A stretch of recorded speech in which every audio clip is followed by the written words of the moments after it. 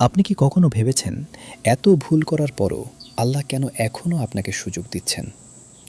কত নামাজ আমরা ছেড়ে দিয়েছি, কত গুনাহ করেছি, কতবার আল্লাহর আদেশ অমান্য করেছি, তবুও আজ আমরা বেঁচে আছি। তবুও আমাদের রিজিক বন্ধ হয়ে যায়নি।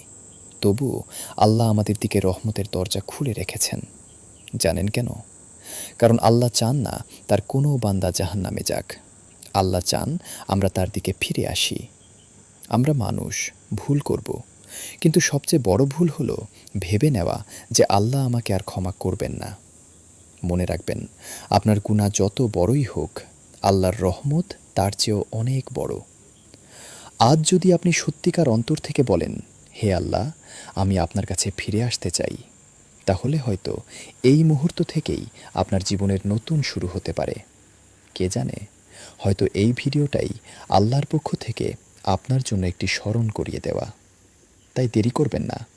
নামাজে ফিরে আসুন, কুরআনের কাছে ফিরে আসুন, আল্লাহর কাছে ফিরে আসুন। কারণ একদিন এমন সময় আসবে যখন আমরা ফিরে আসতে চাইব, কিন্তু আর সুযোগ থাকবে না। আল্লাহ আমাদের সবাইকে হেদায়েত দান করুন। আমিন। এটাই ছিল আজকের হক কথা। এমন ইসলামী ভিডিও পেতে হক কথা ইসলাম চ্যানেলটি সাবস্ক্রাইব করুন।